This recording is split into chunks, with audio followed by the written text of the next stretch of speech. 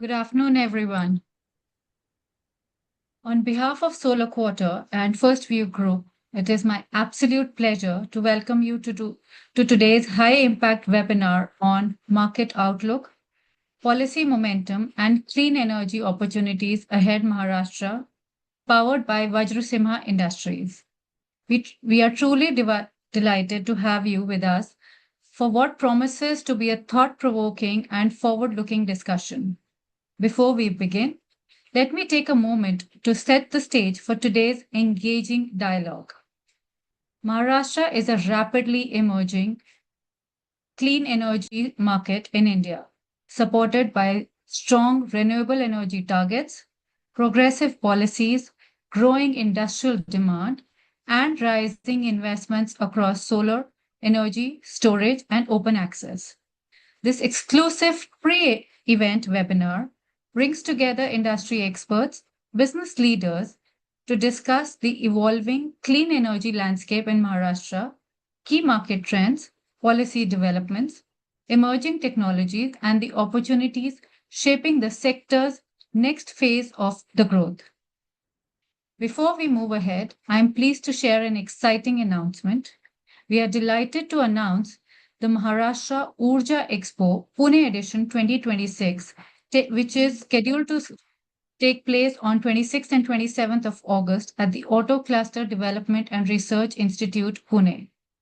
Over 2 days, our power-packed conclave will feature 5,000 plus visitors, 100 plus exhibitors, and 200 plus recognitions. The focus will span across solar, storage, EV, and manufacturing, spotlighting the future of energy. We warmly invite you to join this dynamic gathering and help shape Maharashtra's clean energy roadmap. Whether you're a policymaker, industry leader, or investor, your voice matters at Maharashtra Urja Expo 2026. Let's now take a quick look over at the event teaser.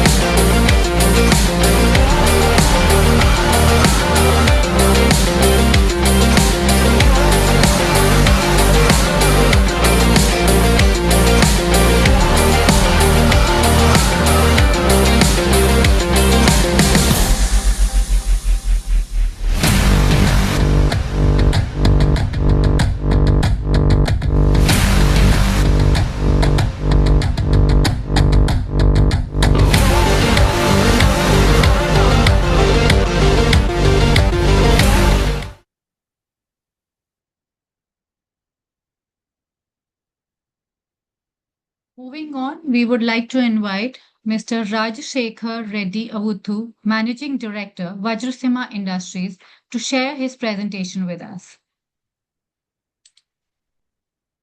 Yeah, thank you.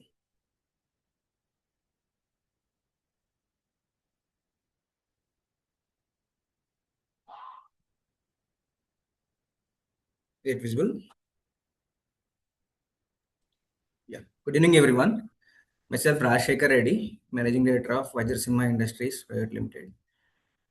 We are solar structures manufacturer for all kind of solar projects like solar water pumping systems, solar rooftop structures, solar power plants, and street light poles, solar carports. We are located in Hyderabad. This is our factory. Present, we have a manufacturing capacity of 2,000 tons per month. We are equipped with latest CNC roll forming machines and laser cutting machines and all related to the fabrication requirements. And further, we are expanding to 5,000 capacity per month along with the hard dip galvanizing facility the next few months.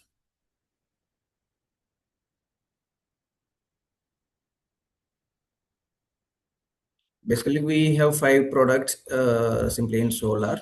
We do exclusive solar products only, solar mounting structures only.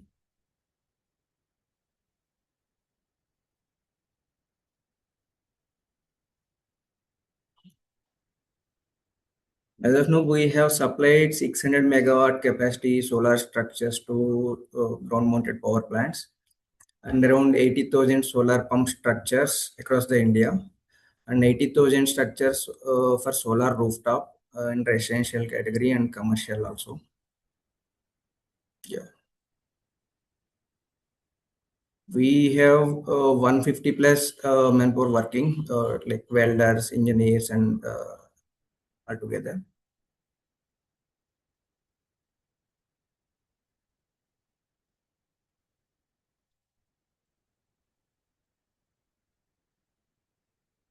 Yeah.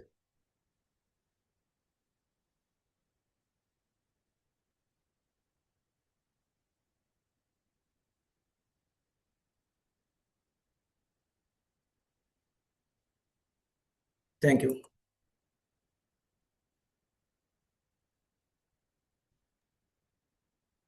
Thank you, Mr. Reddy, for that insightful and informative presentation.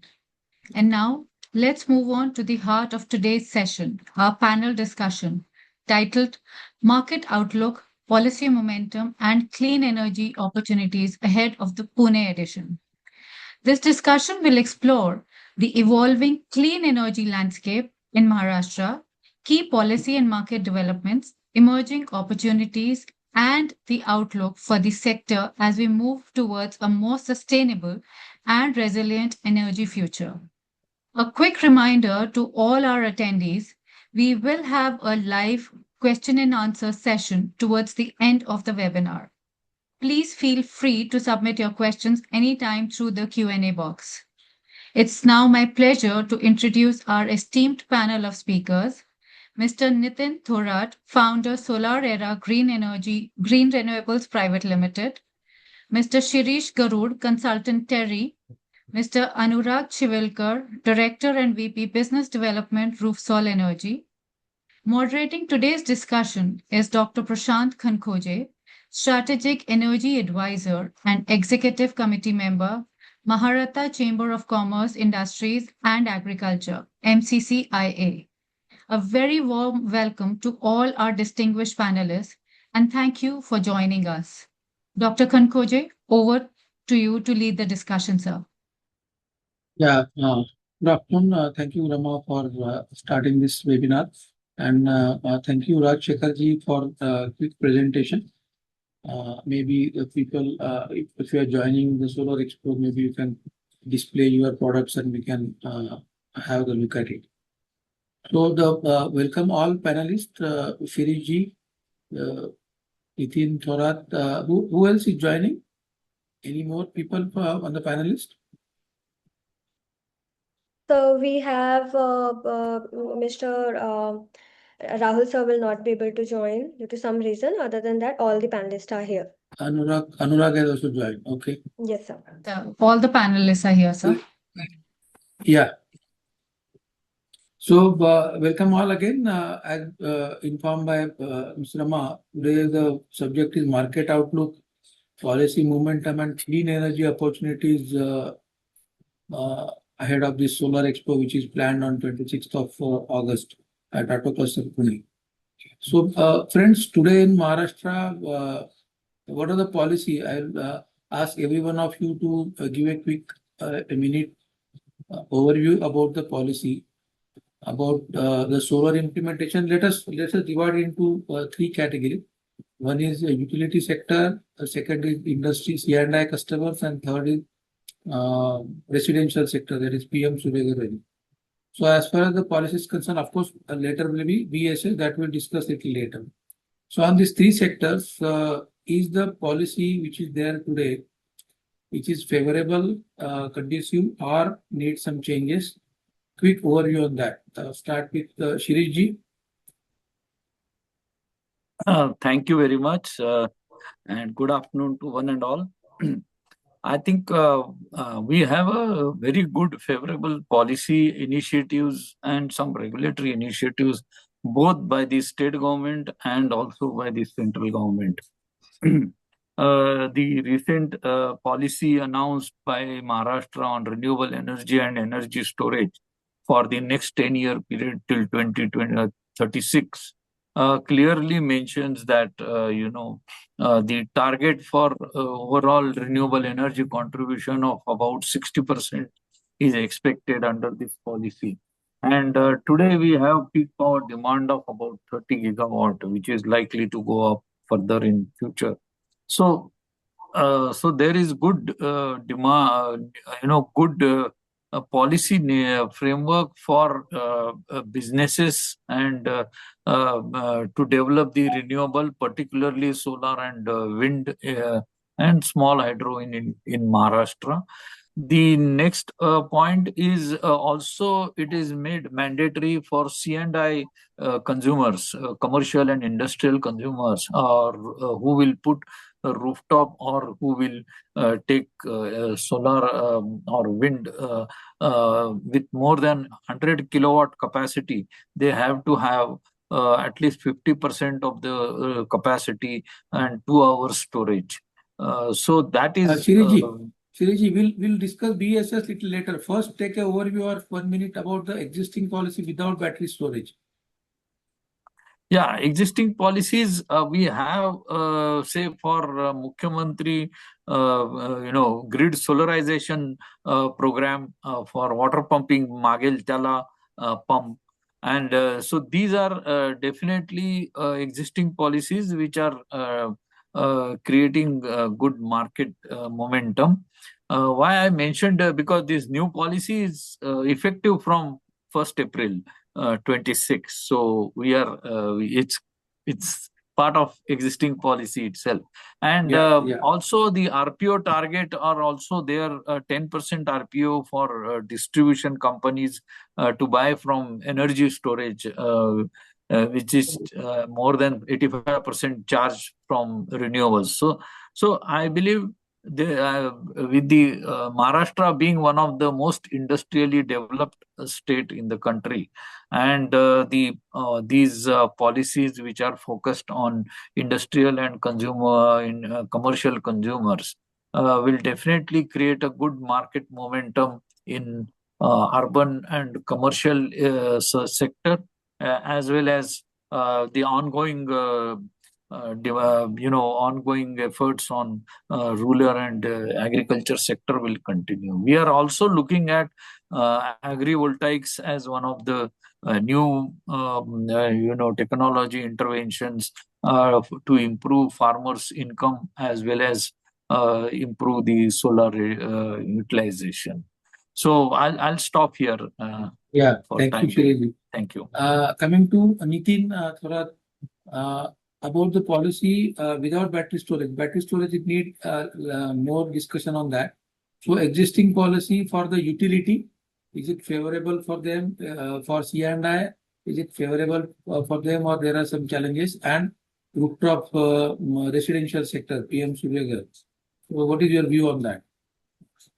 Oh, thanks. Looking at the policy front, there are two aspects. One, if you look at the policymaker in points of view, if we keep ourselves into their issue, they have their own thought process behind the policy drafting and preparations. And in terms of when it comes to the user perspective, like who are the actual users in terms of whether those who are the integrator or the user of the renewable energy.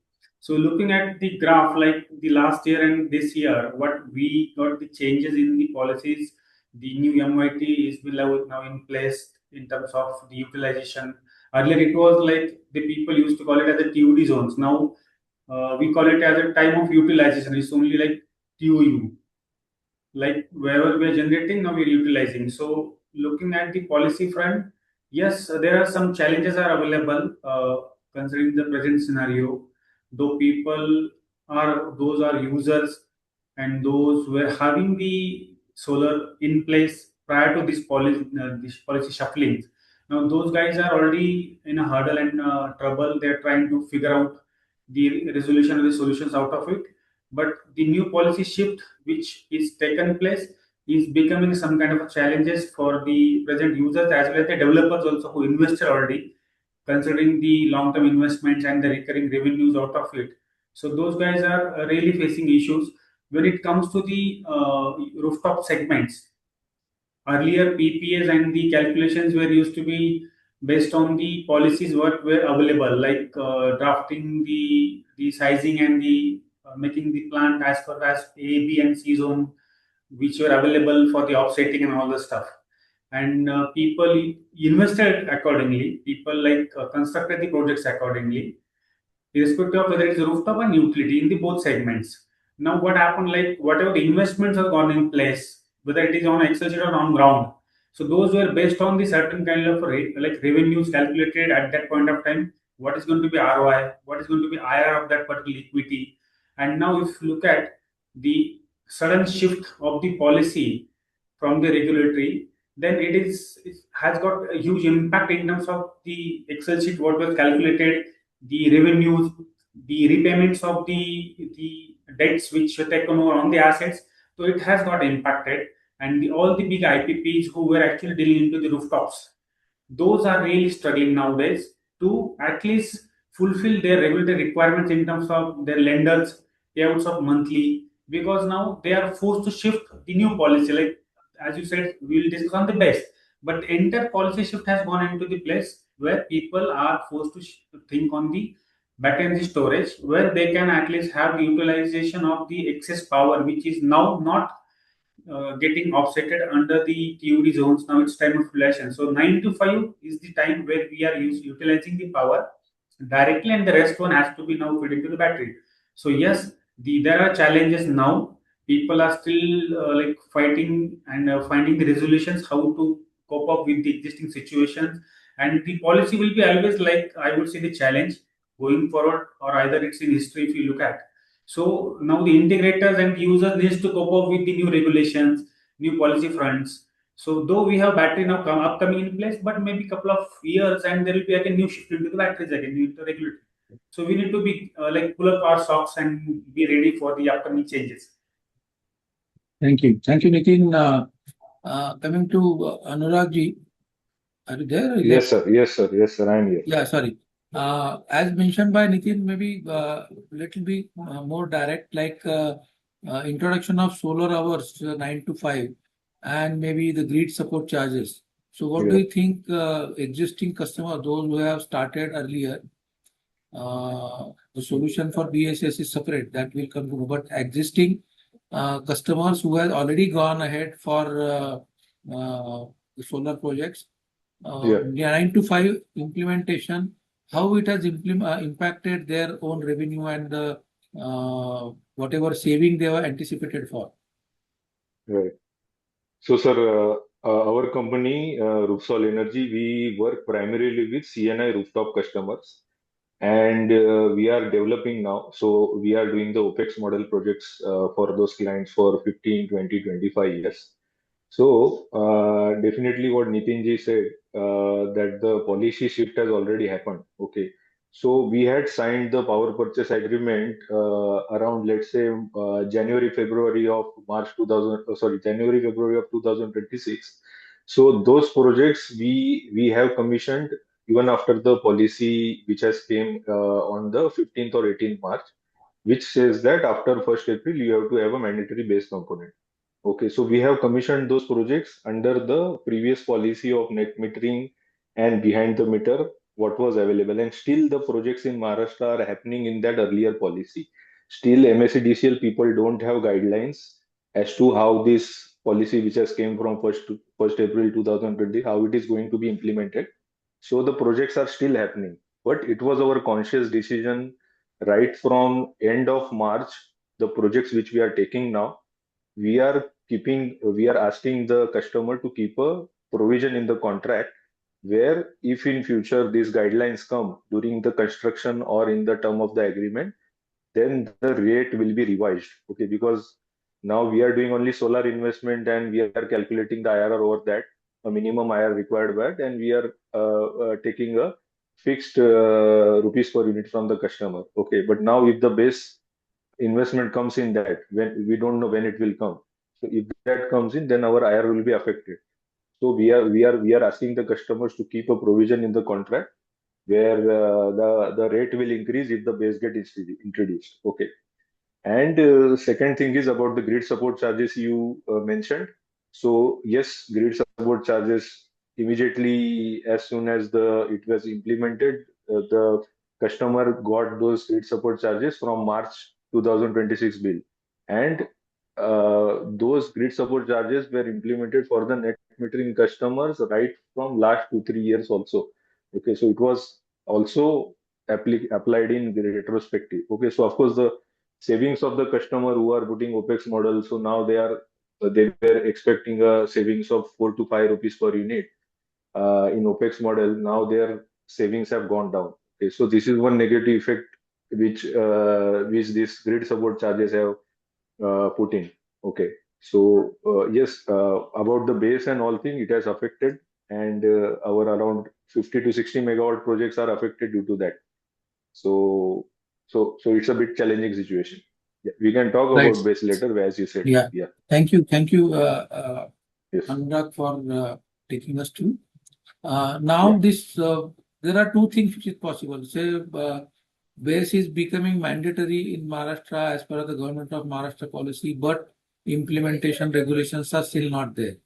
So it's a transition period. So a quick question for all of you is, what is the solution immediately for the old customers who has impacted severely in their saving because of 9 to 5 or because of grid support charges?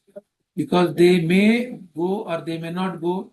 They are not compulsory has to go because the policy guidelines are not clear whether the old people will have to go for BESS for 50% 2 hours or not. So for those category, what do you think the reasonable solution which you can offer to domestic as well as C&I customers? Those who are already implemented, not in OPEX. OPEX, Anurag, you said, okay, you are giving that provision for rate revision, but if they are not going for OPEX, they are already done in CAPEX.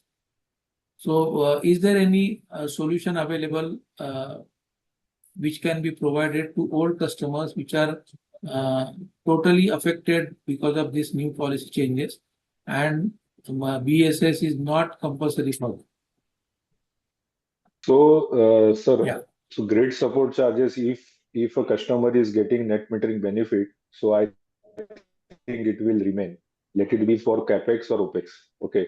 If the net metering benefit is being taken by that particular customer and the MSCDCL or the government is giving the banking benefit of net metering, then those charges will remain. But now this new policy, if let's say somebody has put up a solar plant in after April 2026, okay, and then the government comes back, so MSCDCL comes back and says that your plant has been installed after 1st April 2026, and it shall have a mandatory base component. Okay, so in that case, if somebody is putting base, not taking benefit of the banking, then does those grid support charges apply to them? So there is no clarity on that.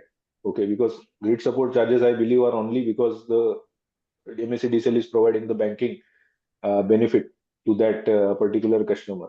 Okay, so that clarity is not there.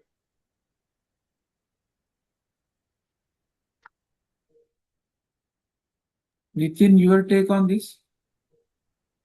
See, the question comes like whose earlier users are there, whether it is captive user specifically which you mentioned, and now they are at the juncture where they are getting the bills for the grid support charge 7 rupees 42 paisa for this year, which the power which they are generating. That is the first part. That is 100% generation. Secondly, they are also paying that on their power which they are not utilizing because of the TOD limitations.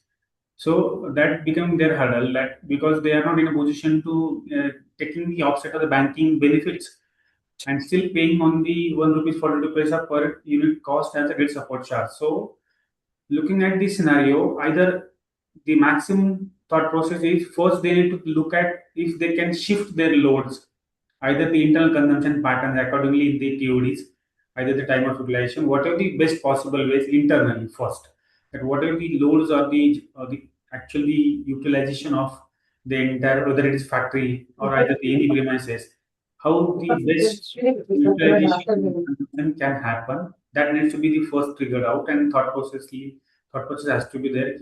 How we can shift the load, the consumption pattern to the C zone. If it is not possible on a higher scale, then definitely they are forced to either shut down the partial capacity, shifting it to the behind the meter. That is going to be the maybe one way to curtail down the additional expenses, incurring the additional expenses, which become like I would say the hurdle for them. If you look at the manufacturing, the electricity is roughly costing them to at least when they calculate their per unit cost of the production.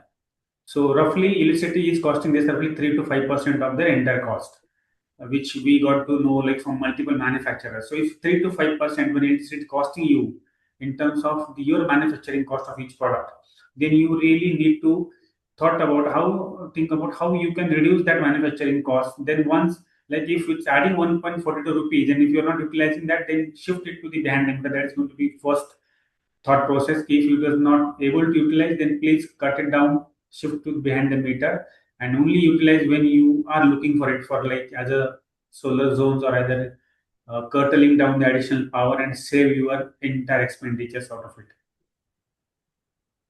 Okay, thank you, Nitin. Any quick comment from Shiriji, if you have on this scenario for the old people who are not compulsorily has to go for BESS, they may or may not, but then whatever they have started with certain motive of saving with a certain investment, which is gone for a toss.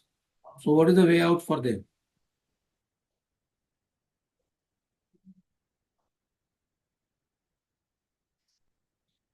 Sir, you are on mute. Kindly unmute. Sorry. So I think best way is to not to make it, mandatory for old consumers. Basically, because when you are putting project under certain policy guidelines and regulatory framework, suddenly you keep on adding charges and making it unviable is not something which is good in long term for the industry as such. This may give some benefit to MSEDCL or utilities, but in long term, this will affect the mentality or psychology of the investors and the industries. So even if you may have good policies, but in future, but if the benefits are not to be, remain constant over a period of lifetime of the project. So I would like to see that you want to have such charges, you can have it for new projects, not for the old projects at least. Thank you for input. So policy momentum we are talking, it is on and off. So earlier it was a momentum, people have gone ahead, but now there is a break for old people and new people also, because the investment total capex has gone up because it is made compulsory. Now coming back to BESS, because one of the options what we can see that solar hours, if it is limited and if you want to utilize in the evening time, then you have to store it somehow. So the options can be wind, solar, hybrid, or solar BESS jointly doing that. And government of Maharashtra has indicated it's a guideline. State government policies, though it is not regulated, we are still waiting for that. So it is stating that you should have 50% of the capacity BESS 2 hours initially to go ahead with. So with that, what is the impact on the solar capex? If let us talk about 1 megawatt. So if they want to go ahead for 1 megawatt solar and 50% is say 500 kilowatt of capacity of BESS and for 2 hours. So how do you see roughly the increase in the capex? Suppose they are going for capex projects. So what is the change in the capex vis-a-vis earlier before 31st March and now? What is the impact? Start with Nitin. See, looking at the existing policy front, like 50% of the capacity and then 2 hours backup, if I have to consider say 1 megawatt project, say 3 CR is the general costing which we used to talk about, like in terms of the non-diesel and all these projects. And now if you look at the again new scenario, but adding to the base with the existing solar power plug or the upcoming solar power plug of 1 megawatt, then you will have to go for again 1 megawatt hour battery bank. That is 50% of the capacity. So 500 has to be the your AC drop, and then 2 hours backup. That is into 2, then 1000 again. It's becoming 1 megawatt hour with your storage capacity for the, and which is getting added on and above your existing capex. So if you look at the 3 CR is the earlier capex, and again 1.2 to 1.3 CR, very I would say exaggerate costing, the aggressive costing would be roughly at least 1.3 CR would be the additional cost for the adding 1 megawatt hour battery bank clubbing to the existing 1 megawatt, and the 3 CR will be roughly, I'm saying, that means a 50% shuffle, completely the additional 50% cost of your existing capital cost, what you are actually having of your original solar power plant. So whether irrespective of either you are now with non-DCR or DCR, so it's roughly DCR, you are going to have roughly around say 3.8 to 4 CR would be the project cost. And then again you need to incur roughly 1.3 crore in addition to that, clubbing it to the as per regulatory front. So 4.5 CR to 5 CR roughly tentatively. This is going to be 5.2 tentatively, I would say. कि उतना cost जाएगा. And then looking at the actual the benefit of the entire 1 megawatt project which was calculated earlier, and in addition to the battery bank which got clubbed with the 1 megawatt, then earlier we used to call it LCOE. What is the LCOE? Levelized cost of energy. Now we need to think on LCOS, levelized cost of storage. So that needs to come in picture now. We may utilizing the power in a daytime directly from the solar power plant, then it will go under the LCOE, and whatever we are going to store, it will fall under the LCOS. So generally the trend comes, you may have the solar power at maybe 3.5 rupees, considering your operational cost, and solar at the storage, you will have roughly 6.5 to 7 rupees. That is going to be the additional cost. Okay, so what is the arbitrage benefit? See, arbitrage benefit is, as I said, suppose if you are getting your these on like battery storage energy cost, say at 6 rupees, okay, and you are generating power at your 2.5 times 3 rupees. So, looking at the present market, the requirement and the production capacities and the rates available, we are roughly around say 1 megawatt hour will cost you roughly 1.3 to 1.4 CR. And if you are calculating the LCOS, levelized cost of storage of the battery power which you are going to draw from the energy, from that energy storage, you will be landing roughly around 8 to 9 rupees a tariff from that point. And if you look at the energy arbitrage, definitely you should be utilizing this power only into the D zone, where from the 5 to like 12 o'clock, where you are actually paying roughly 12.5 to 13 rupees unit. So that is going to be your area where you are going to draw that particular power. But now look at in the other way. Earlier your 1 megawatt, tentatively it was generating say 4,000 units a day. Now you are adding another like 1 megawatt hour battery bank or the storage along with that 1 megawatt hour, the 1 megawatt capacity. So now the question comes: if I have a storage of 1 megawatt hour, that entire energy can be stored like 1 megawatt out of 4,000. So I have like 25% energy is stored in my battery storage now, and only balance 75% will be utilized into the TOD daytime zone. So daytime zone, I'll be offsetting my energy against of the grid tariff, which is landed tariff of roughly 8 rupees 92 paisa presently if you look at the industrial tariff. So against of that, we may having the benefit of roughly say 4.5 rupees a tariff if it is into the rooftops, as far as the energy arbitrage is calculated. But shifting towards 25% of your energy into the D zone, which will cost you 8 to 9 rupees at least, very, very aggressively against of your 12 rupees a tariff or 13 rupees a tariff. Still, if you look at the delta is available, but your IRR and ROI will be much, much longer than the earlier. Right. Thank you, Nitin. So, Anurag, he has stated now with the new 1 megawatt solar and battery energy storage, Yep. what is the capital requirement Cost and what is impact. the IRR? How many years you need for Right. break even? So can you quickly comment on that? So- Earlier, so, 1 megawatt without battery storage, and now 1 megawatt with battery storage. What is the new Right. IRR? So Nitin ji explained it very nicely and correctly. only one difference how we are doing it. We are calculating on the AC capacity because in Maharashtra always the AC capacity is considered by the chief electrical inspector or the discom people. Okay, so if my 1 megawatt AC is there, the DC will be 1.3 megawatt. Okay, so 1.3 megawatt DC, 1 megawatt AC and 1 megawatt AC ka 50% ka 2 hours. Okay, so my share of solar increases and share of battery decreases. So Nitinji told about 75-25. Our calculation says about 80% solar and 20% battery.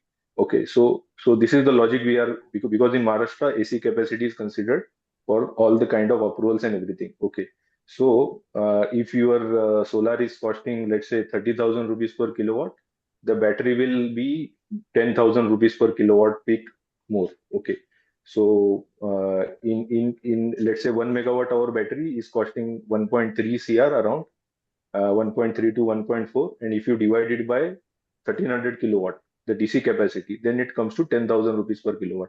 So your total project cost of solar plus battery as per the Maharashtra policy will be around 40,000 rupees per kWp. Okay, so earlier for 1300 kilowatt 1300 kilowatt, it was 30,000 rupees per kWp. Now it is 40,000 rupees per kWp. Okay, so in that ratio, basically your investment will increase. Okay, so if we put it in a proper an IRR Excel sheet, okay, and if a capex customer is there, he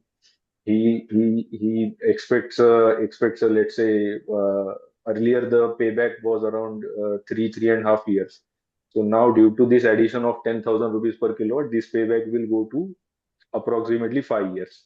Okay, and as an investment model in the OPEX investment model, we derive the rate. Okay, so there are two kinds of rates we are quoting now. We are quoting for as solar rate will be different and battery deliverable units will be different. Okay, and second case we are quoting it's for blended rate of solar plus battery delivered at the client bus bar. Okay, so though there's both rates. Okay, so earlier let's say the PPAs were getting signed at 3.6, 3.7 rupees for 25 years. Now due to the addition of battery, the PPAs are now being quoted at 5.2 rupees per unit. That's a blended rate. So there's two types of rates we are quoting now. So that's the difference because due to this addition of base component in the solar thing. Yeah. The rates you're talking about group captive arrangement. Sorry, sir. The rate what you're talking about is for group captive. No, group captive, no, rooftop PPA, sir. Group captive. Rooftop PPA. Rooftop PPA. Okay. Yes, sir. Yeah. So now in solar hours and evening hours, the solar hours is minus 15% of the normal tariff. So your net saving with respect to grid support charges and minus 15% of the day tariff. How that rate will be giving the saving to the customer during the day and saving to the customer during the night time. Yeah, Per unit. sir. So whatever units are getting, am I audible?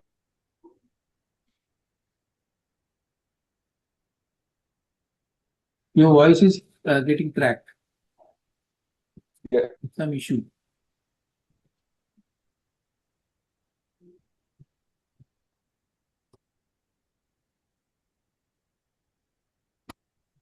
So Nitin, till the time I think I'm he's sorry, I going got back. disconnected.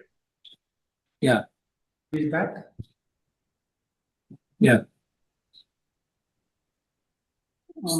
No, I think he's facing some issues. Anurag, you are muted. Kindly unmute. 1 second. Yeah. Am I audible, sir, now? Yes. Yeah, there is some problem in my internet connection. Hmm. Yeah, now it's audible, sir. Yeah. Yeah, I am saying so whatever units 15-20% from the solar which are getting saved in the battery due to this 50% requirement, that are being discharged in the night time. Okay, because of course the delta which you get at the night time, so night time rate is around 11.2, 11.5 rupees per unit for the industrial category, and the daytime rate is around 8.2, 8.68 something. So that is what our calculations say. So charging the battery at daytime with solar and discharging at night time. Okay, so that basically benefit you get when you discharge the units, solar units in the higher TOD. Yeah, hope that was your question, sir. Yeah, no. So net saving per unit is how much during the day and during the night? In So OPEX rooftop is what you say. yeah, in OPEX rooftop, if you say, sir, in daytime, let's say the PPA rate with base is, let's say, 5 rupees. So in daytime, 8.68 minus 5 rupees. So it will be around 3 rupees, 3.68. And in night time, 11.2 rupees minus 5 rupees. So it will be around 7.2 rupees. Giving same rate for day and night, not different rate for day and night. So this is a blended tariff. Right. This is a blended tariff where basically 80-20 weightage is given to 80% is given weightage is given to solar, 20% is given to battery, and a figure is derived at a blended rate. Okay, and if a customer chooses to keep solar rate and battery rate different, then the solar rate is around, let's say, 3.6, 3.7 rupees, and the battery rate is around 9.5, 9.75 rupees. So in that case, the units, 20% units are being charged at 9.75 rupees units. So your benefit 2 rupees, but in solar, the rate is less. So for those 80% units, you are getting a more benefit, 3.6 minus 8.68 rupees. Nitin, what was your calculation? See, my calculations are a little bit, I would say, on the same tone. Looking at there only the blended tariff comes, or either it's separate tariffs, what the customer is actually preferring. So normally people, like if they're calculating on the 80-20 ratio, normally we go for the 70, depends on the 70-30 or either 75-25. That way it goes. But generally people prefer blended tariff because looking at the energy arbitrage, whether it is power coming from the BESS or either directly from the solar, the customer is definitely looking at end of the day what he is going to like he's going to save in terms of the having the battery or the solar directly coupled, rather independent power. So definitely the going forward people will choose the as a blended tariff only completely throughout the day, including whether it is D zone or whatever it goes, because it will also support them, whether it is in the rooftop, then it will support for the DG mitigation or either the peak demand shavings. So those benefits will be coming in picture. So if it is OPEX, then definitely it goes on tariff. And if it is like coming from the group captive or the open access mechanisms, then definitely the people will think of having a splitting together differently, that what tariff and what energy they are getting in terms of in D zone, and separating it to from the normal solar power will be at the say 80% with the solar tariff and 20% with the battery tariffs. Thank you. Anurag, you have raised your hand. You want to say something? Just I want to add what Nitinji said. So it also depends on what type of client you are approaching. Okay, if the client, let's say, has a consumption, a erratic consumption, not a constant consumption, where basically there are some amount of units which may get exported into grid or maybe get into the battery. Okay, for them the blended tariff is good. But if a customer has a huge consumption where only due to solar or battery only 15-20% of his consumption is getting addressed, and his Sunday all the 365 days are working. Okay, so there is no actual benefit of the battery to him. Okay, he is only putting it because the Maharashtra policy is saying so. Okay, so for that customer, keeping both tariffs separate is beneficial because the battery degrades faster than solar. Okay, so at the 10th year, you will find that solar has degraded only, let's say, 4%, but battery has degraded more than 20-25%. Okay, so your solar to now what we are talking 80-20 or 75-25, that will after 10 years will become 90-10. Okay, so that's for that customer who's putting battery is no beneficial. For that customer, he is putting only for Maharashtra policy. For them, the tariff to keep separate is beneficial than the blended tariff. That is what I wanted to add. Right. On the policy implementation for the ground-mounted solar, what are the challenges today? The EPC now, the consumer has to go for two companies, one for BESS and one for EPC. Or the solar EPC has started giving solutions for BESS also. So, what are the implementation challenge as far as the policy implementation is concerned? Start with Shirish ji. Suppose a consumer want to establish a ground-mounted solar park of 5 megawatt under group captive at somewhere in Satara, Sangli, and his plant is in Pune, for example. So, for the Yeah. implementation as on today, what are the challenges? So I think some of the major EPC companies are integrating battery storage in their portfolio also. So you can look at a single supplier that I think that is best in terms of, in my opinion, in terms of guarantees, warranties, and performance monitoring, etc. Single agency being responsible for both the battery storage and solar PV plant. Okay. So no Yeah. policy implementation challenges is everything is now a green road for immediately implementation solar EPC plus battery energy storage.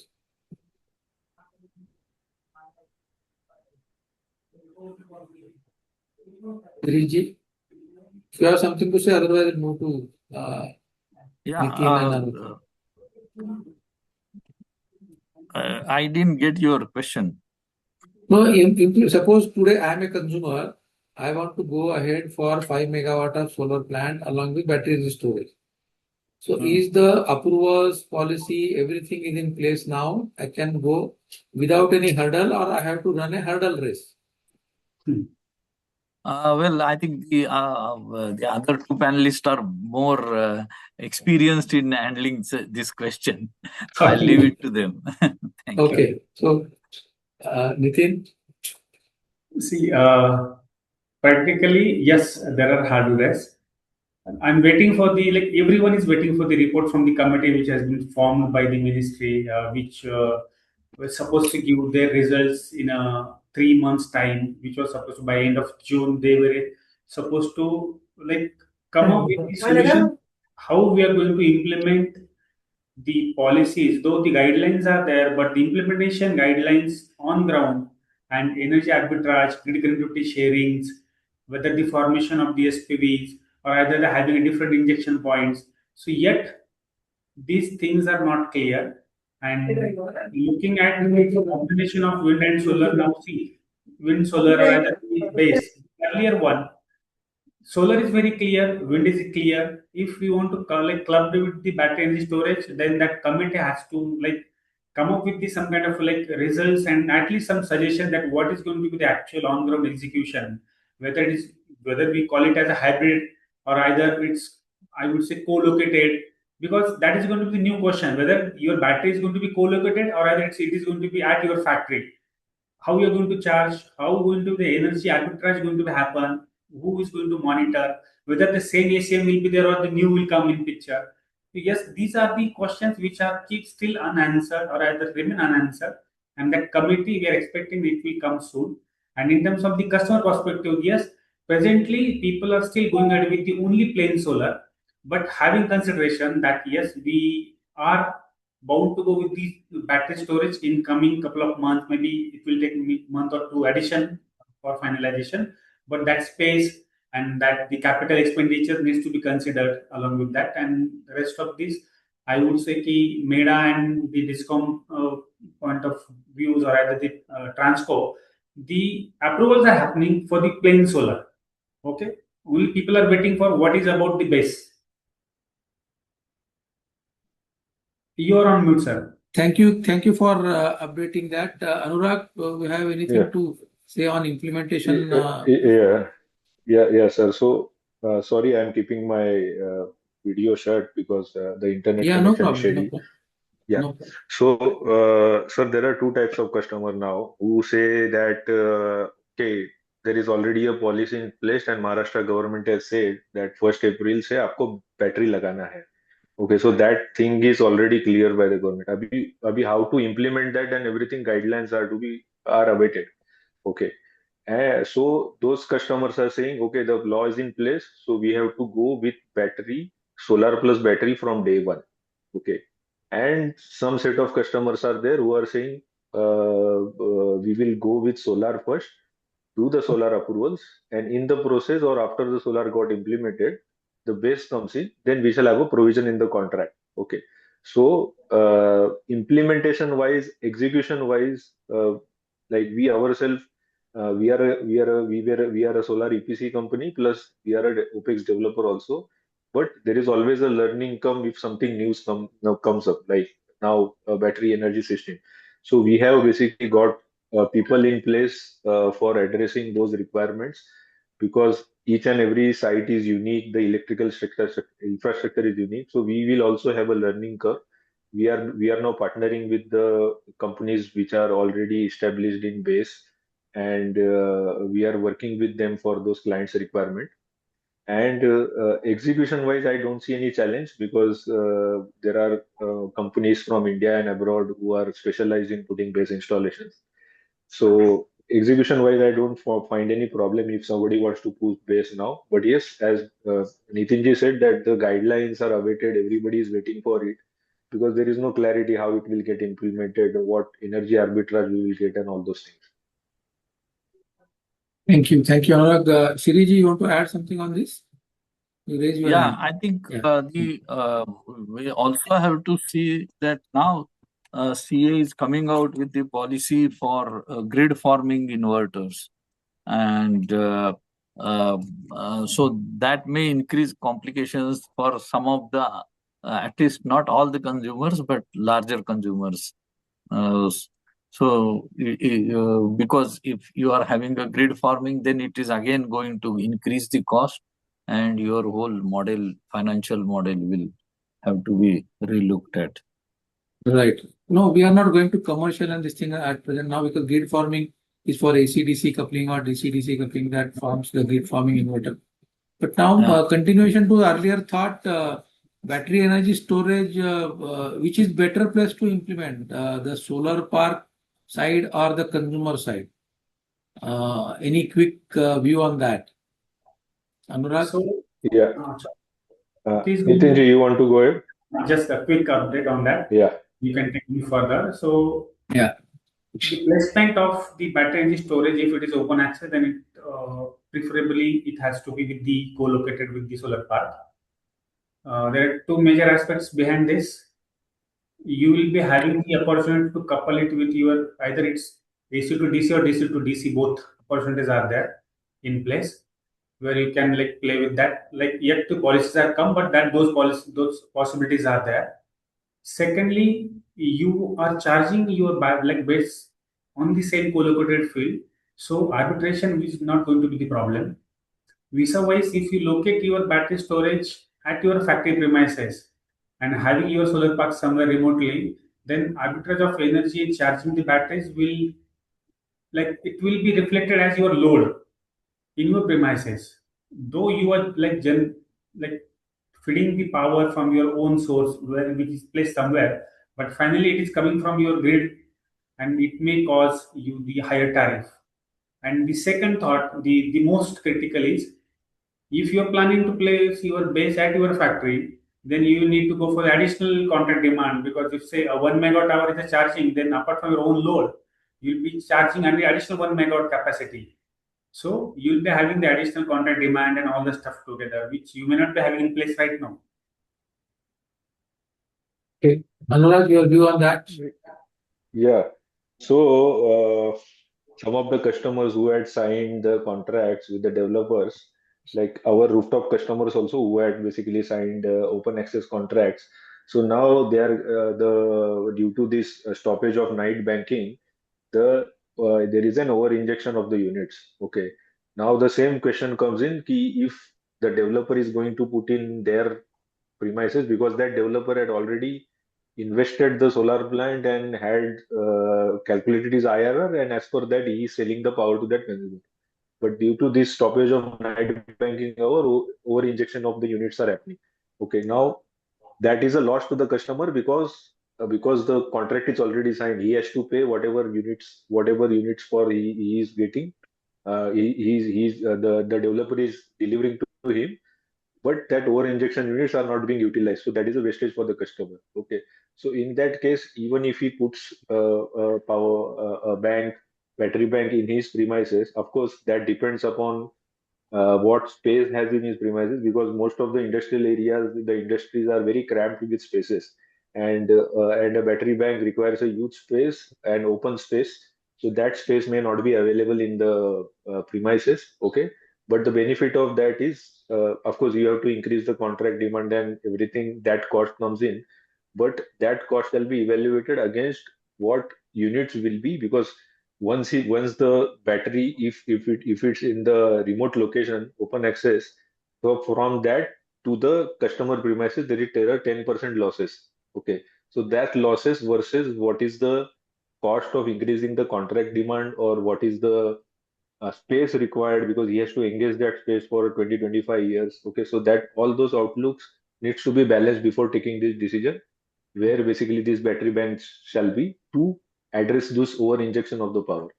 And whatever new plants are coming, they can be basically the same exercise can be calculated done, and if the uh, battery bank shall be in the customer premises and at the offload premises, that this exercise shall be done before taking a decision. Right. Okay. So now considering the policy is talking about 2 hours battery now, after a few years, maybe 2 years or so, they are talking about 4 hour battery storage. So if it has happened for the existing customers or existing solar park, then what is the provision in the policy, or what is the provision in the EPC that you can double the battery capacity in the same infrastructure? Oh, a very tricky question. And as I started with the policy shuffling within the fraction of seconds, then yes, definitely there will be challenges, because it's not only about the battery, adding the batteries. It's about, if you're going for 4 hours, then your AC is already frozen, like at the infrastructure. So you will not be able to withdraw the power from the higher capacity what you are actually in place. And you can add the number of the containers, either the cabinets, and make it the capacity as a 4 hours backup. But it's not only about 4 hours. That from where you are going to get that energy for the feeding into the batteries? Do we have that, like, the infrastructure available in terms of solar power plants? Either the space for it? No, because by that time maybe the parks are over, the capacities are over. The people have shifted somewhere other parks, so there will be limitations. Anurag, your take on this?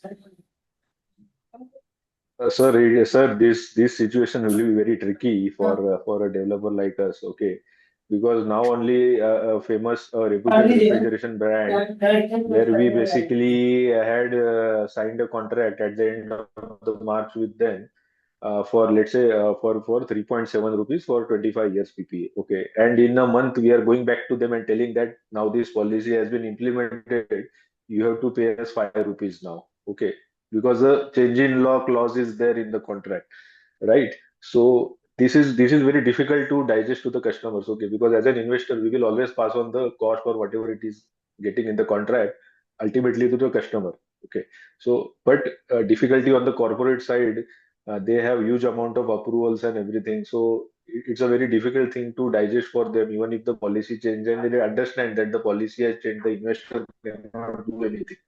Okay, so if this 2 hours goes to 4 hours in future, and they say that whatever plants were installed earlier, you also have to do that, then it will be a very tricky situation. Okay. When you think solar park, we are saying the design life is say 25 or 30 years or so. Battery is 10 years or so. So during the life of the solar, you mean 3 times the battery has to be replaced, 2 to 3 times. So from where this commercial will be actually monitored and implemented during the execution of the project? upfront. Shiriji, your view on this? Yeah, I think these are quite different challenges, and from different perspectives. There will be different opinions and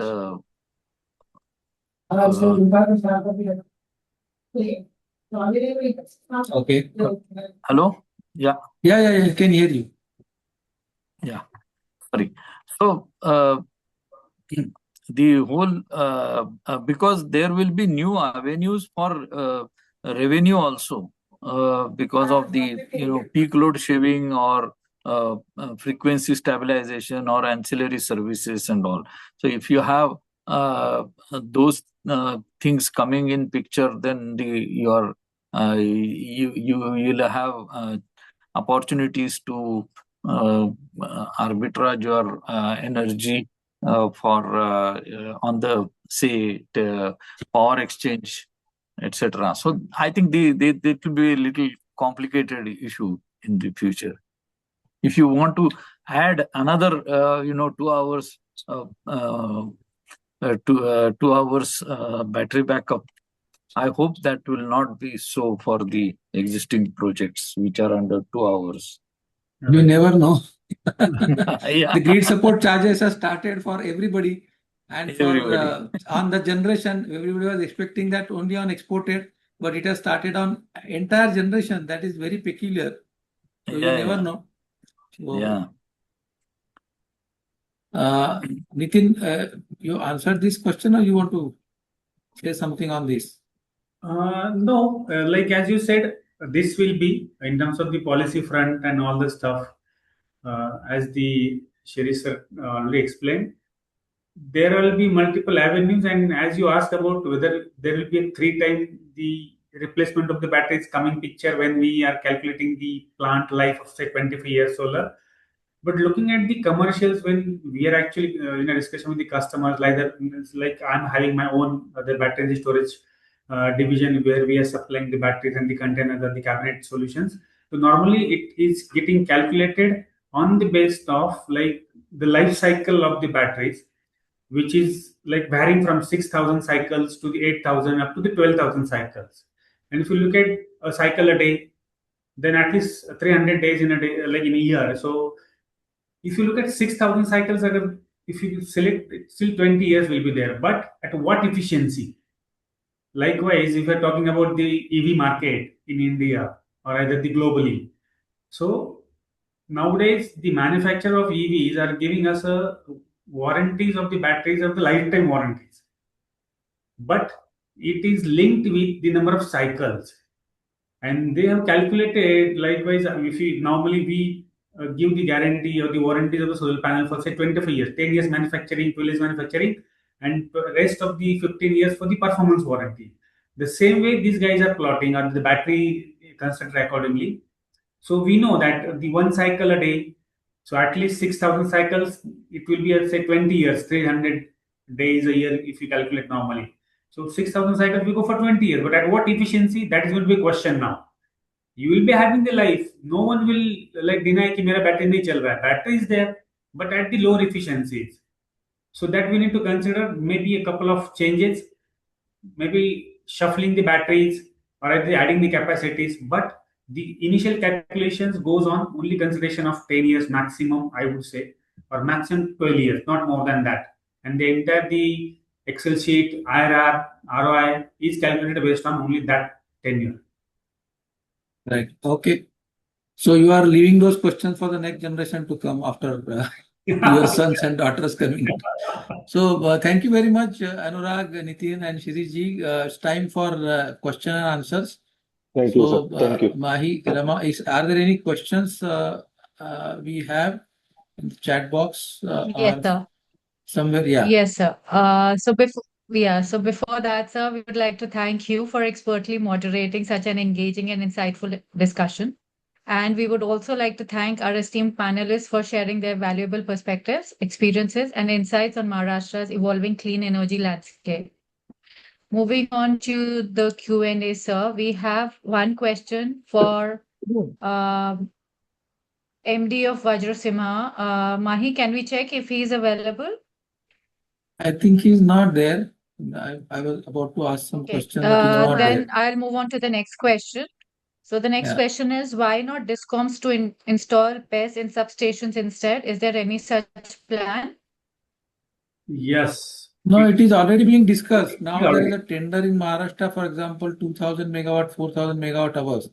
So it is actually being done in substations, and it is also co-located with the solar, and also otherwise independently also standalone battery in the substation. So that is the plan. That can be a plan for MSADCL and also a threat for the people who are working. Because 16,000 megawatt of Mukhyamantri solar is coming. They are getting it at 2 rupees 90 to 3 rupees 10 paisa. And with the battery storage, they can charge it to 7, 8 rupees. So, and further, if they reduce the night time evening tariff also, because of this, your saving will go down, and again you have a problem of the IRR. So that is there. The policy is there, and Yeah, it is already being implemented. Pace Digitech has already done 1500 megawatt hour with MSCDC. Yes. Next question, All please. right. Yes, batteries near load centers will reduce load on transmission networks theoretically. Policy and TOD tariff rates to be adaptive enough to take care of this. So I This is guess a this is question or already a answered. suggestion? We discuss on this. Yeah. Yeah. So the final question that we have here is there any policy or regulation adopted to utilize solar power as a percentage of total installed capacity for open access in Maharashtra state? Yeah. Nitin, you want to answer or you want me to answer? See, that is the main crux of the entire renewable energy. Like, if we look at, we are only talking about how many megawatt hours and how many gigawatt hours we are installing and what are the targets.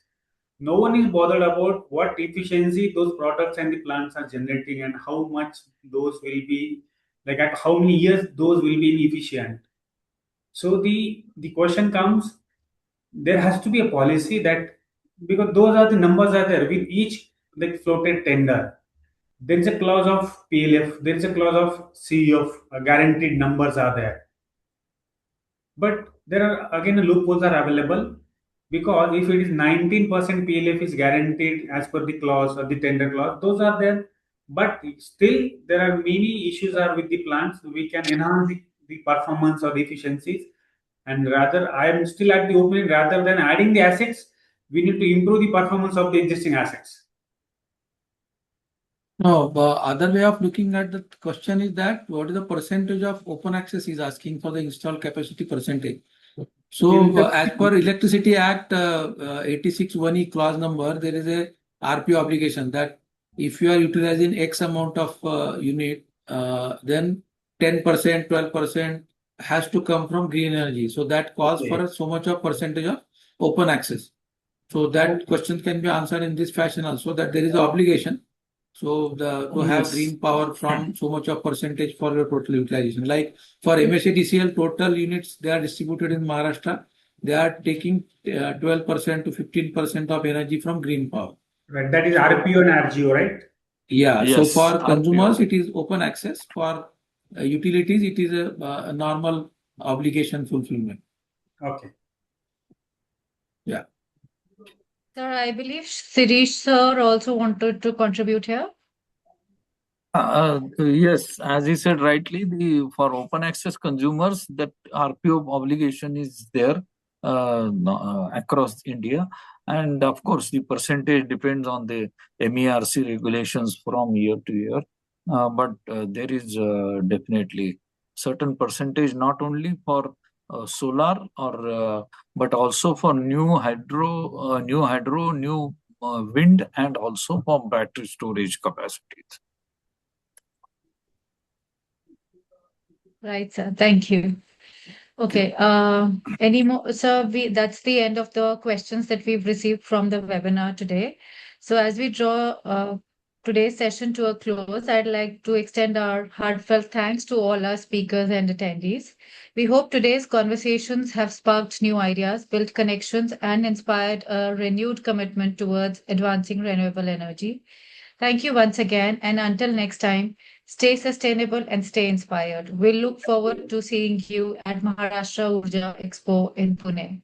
Thank you, everyone. Thank you all Thank you. panelists, and thank you organizers Thank you. Rama and Mahi for excellent arrangement in the Thank you. webinar. We'll meet at 26th. Yes. Thank you. Thank you. Yes. Thank you. Bye. Bye, everyone. Bye. Bye.